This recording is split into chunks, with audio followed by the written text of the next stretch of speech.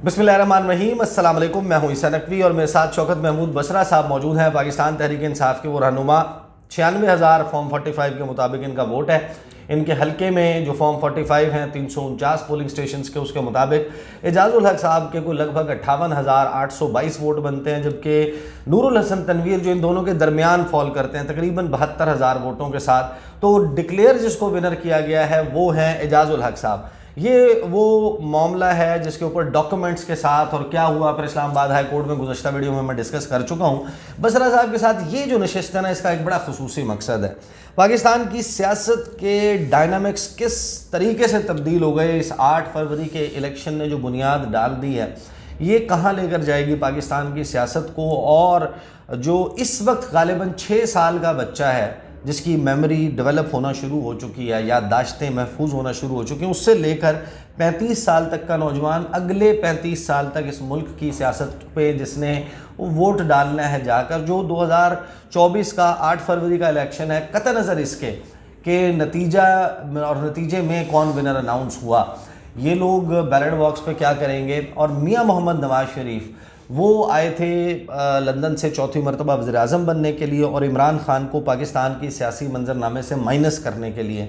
तो उनको कितना इसमें कामयाबी हुई नहीं हुई, वो आखिरी मरतबा उनको 9 फरवरी को मॉडल टाउन सेक्रेटेरिएट में बालकनी पे देखा गया था, जहां उन्होंने एक विक्ट्री स्पीच की, जो बाद में पता चला कि असल में शिकस्त का एतराफ़ है।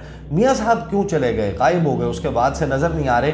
वो हल्फ उठा के एक नॉर्मल रेगुलर MNA के तौर पर काम करेंगे, अपने हलके में जाकर जिस तरीके से एक MNA की ड्यूटी होती है वो करेंगे या क्या करेंगे। और मियाँ साहब या नून लीग के साथ क्या हुआ, इस पर ज़रा राय लेते हैं।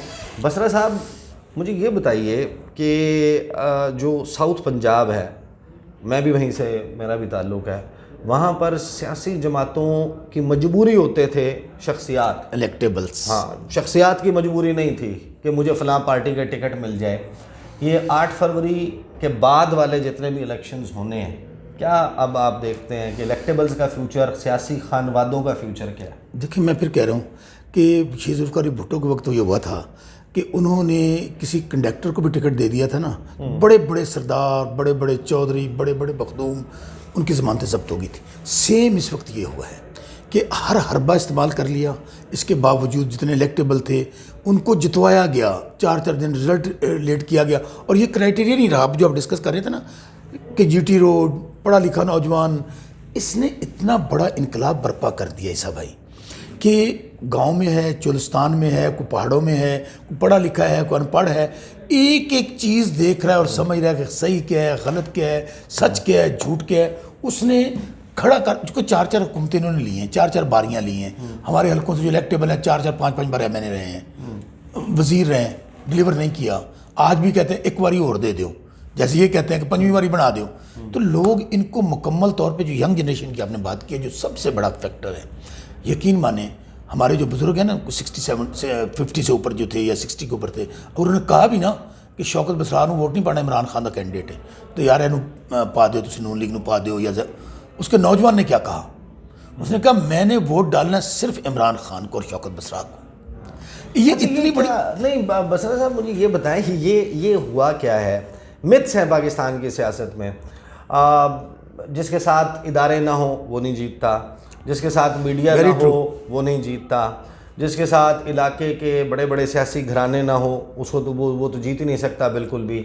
दिन में गर्मियों में लोग बाहर नहीं निकलते, रमज़ान में लोग बाहर नहीं निकलते, बारिश में लोग बाहर नहीं निकलते। ये वो मिथ्स थी जिसके अराउंड पाकिस्तान का सियासतदान पॉलिटिक्स करता था कि यार वो दिन गर्मी च ना बुला लेना, सर्दी में रात को ना बुला लेना, रात में वैसे ना बुला लेना। तो ये सारी मिथ्स इमरान खान ने कैसे तोड़ी हैं। और आज जो नौजवान वोटर है वो किस तरीके से अपनी, आप मुझे बताएं, आपने कैंपेन नहीं की, आपने जलसे नहीं किए, आपके बैनर नहीं लगे, आपके पोस्टर्स नहीं लगे, आपने कोई पोलिंग स्टेशन पे जिस तरह रात को जनाब ढोल ढमाका होता है, हमारे इलाकों में हमाचों पे लोग बैठे होते हैं, चाय चल रही होती है, ट्रांसपोर्ट, गाने चल रहे होते हैं, पार्टी के माहौल बना हुआ होता है, उन सब के चल रहे थे।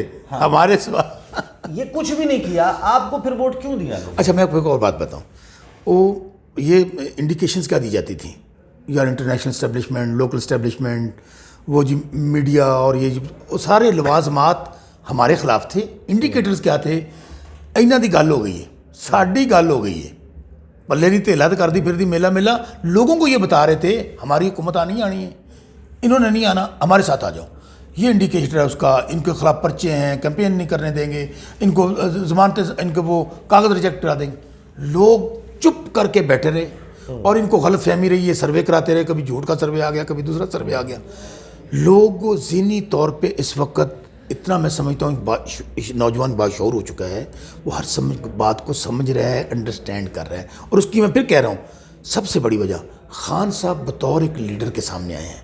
खान साहब ने क्या किया? एक टेन्योर मिला, यूएनओ में जाते हैं, वहाँ जाके क्या कहते हैं? पाकिस्तानी लिबास पहना हुआ है नौजवान जाता है सामने और खड़ा हो जाता है, या कना बदवा या कनस्ताइन, और नामूस रसालत की मुकदमा इस तरह दुनिया के सामने पेश करता है. और आगे हम अमेरिका से कॉल आ जाती है, हम अमेरिका जाना चाहते हैं, लंदन जाना चाहते हैं, या दुश्मन ममालिक, वो क्या कहते हैं? Absolutely not. अच्छा, वो रियासत मदीना की बात करता है, वो हेल्थ कार्ड देता है. अच्छा, सबसे बड़ी बात यहाँ माजी में जितना हुआ कि जो भी पकड़ा जाता था चोरी डकैती ये डील की पतली गली से निकल गया. यहाँ पे वाहिद लीडर है जिसके ऊपर आज 1.5 साल गुजरने के बावजूद कोई अब करप्शन का मुकदमा साबित नहीं कर सके.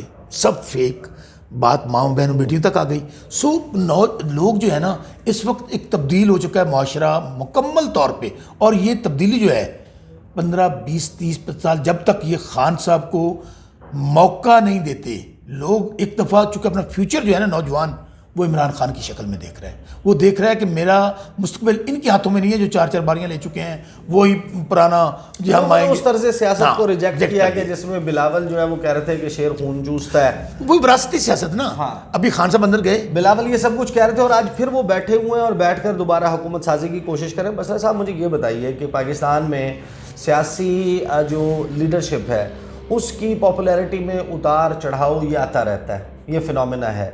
नून लीग की जो इस वक्त मखमसा बना है कि लाहौर उनका स्ट्रॉन्ग होल्ड था, जब भी किसी सियासतदान का उसकी जमात का ग्राफ डाउन होता है तो ऐसा नहीं होता कि जो उसकी अपनी कॉन्स्टिट्यूंसी है, जो उसका अपना गढ़ है, वहाँ पर भी वो गिर जाए. वहाँ पर तो वो कहते हैं कि जीतना ही जीतना है. मियाँ साहब की एक तो कैंपेन का फोकस, उन्होंने गालिबन एक आधा ही जलसा किया साउथ पंजाब में, बल्कि नहीं किया. वो अपना हल्का बचाने पे लगे हुए थे, महफूज हल्के तलाश कर रहे थे. हम लोगों को बार बार बता रहे थे और उसके ऊपर बहुत सारे हमारे अपने दीगर जो कम्युनिटी के लोग हैं, सहाफ़ी हैं, वो मजाक उड़ाते थे. तो कहते थे कि कौन सी बात कर रहे हो, मियाँ साहब के लिए महफूज हल्का तलाश कर रहे हैं. हम बताते हैं कि भाई वहाँ पर वो सर्वे करवा रहे हैं कि भाई ऐसा हल्का ढूंढो जो 500% श्योर हो.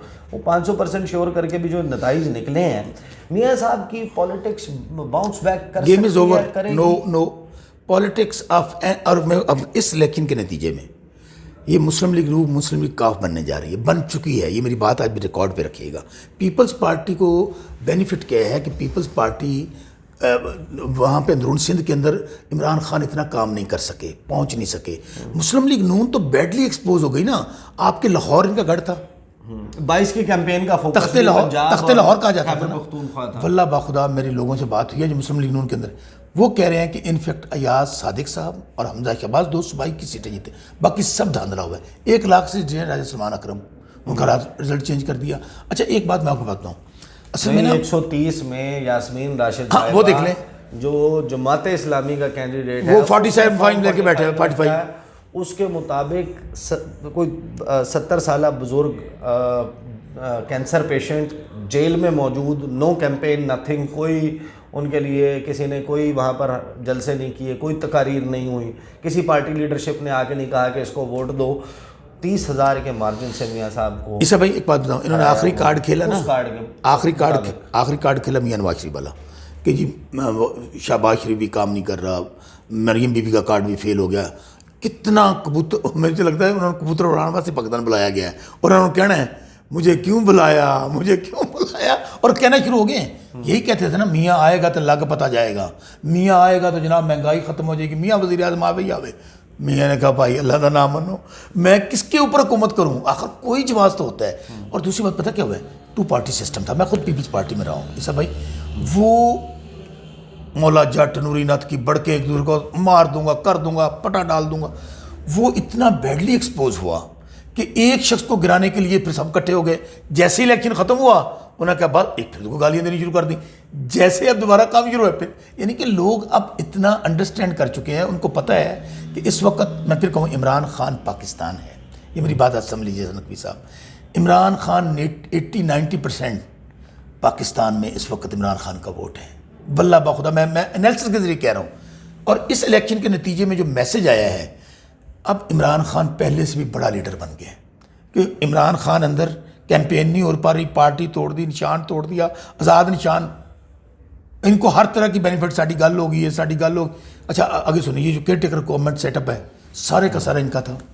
ڈی پی او، ڈی سی او، اور گاؤں کے لیول پہ کیا ہوتا ہے، ایس ایچ او فون کر رہے ہیں، ڈی ایس پی فون کر رہا ہے، ڈی پی او فون کر رہا ہے کہ شوکت بسرار کا سپورٹر ہے اس خلاف پرچہ دو.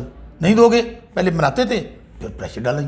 لیکن کسی چیز کو جب وہ پولنگ اسٹیشن کے اندر گیا ہے، وہاں جا کے آپ اس کا شعور دیکھیں کہ بلہ نشان غائب ہونے کے بعد کسی کی مولی ڈھونڈ رہا ہے، کسی کی مرغی ڈھونڈ رہے ہیں، کہ انہوں نے ان کو بلہ بنا دیا. تو مسلم لیگ نون میری نظر کے اندر یہ بہتر ہوتا اگر انہوں نے سروائیو کرنا تھا تو ان کو اپوزیشن میں بیٹھنا چاہیے تھا اور پاکستان بھی چل جاتا، پاکستان کے مسائل بھی ٹھیک ہوتے. اس طرح آپ کا معاشی بحران اتنا سر پہ کھڑا ہوگا کہ آپ کو آنے والے دنوں میں آپ سرکاری ملازمین کی تنخواہیں نہیں دے سکیں گے. آپ جو بجلی کے بل ہیں لوگ خودکشیاں کرنے پہ آ جائیں گے اور نظام نہیں چلے گا. صحیح. بہرحال یہ اے مسلم لیگ کاف ہے، اے تیہ کر لو، مسلم میاں صاحب چلے جائیں گے واپس، یہ مسلم لیگ کاف ہے. بہرحال اگر فارم 45 کو اگر آپ دیکھیں نا، اسلام آباد کے جس حلقے میں بیٹھ کے ہم اس وقت یہ ویڈیو ریکارڈ کریں، یہ حلقہ NA 47 ہے. اس پہ جو بیلٹ پیپر تھا اس میں ایک فاختہ کا نشان تھا، ایک چڑیا اور ایک طوطا، اور وہ اس طرح تقسیم تھے کہ اوپر جو ہے وہ چڑیا، نیچے طوطا اور درمیان میں فاختہ ملتے جلتے. اور لوگوں نے ڈھونڈ کے اگر اس فارم 45 کے مطابق 1,05,000 بندے نے شعیب شاہین کے نام کے سامنے اس نشان کے اوپر مہر لگائی ہے ڈھونڈ کے. تو آپ اندازہ لگا سکتے ہیں کہ کیا ہوا ہے. اور میرا خیال ہے کہ پاکستان کی سیاسی جماعتوں کو نا اب یہ ریئلائز کرنا چاہیے اور اپنی ایک بہتر اسٹریٹجی کے ساتھ آنا چاہیے. ایسا نہیں ہے کہ آپ کے مقابلے میں کوئی پکوان کی دکان کھول لے تو آپ اس کے گاہک کے ساتھ دست و گریبان ہو جائیں، بلکہ آپ اپنی کوالٹی امپروو کریں، آپ ان کے ساتھ انگیج کرنا شروع کریں.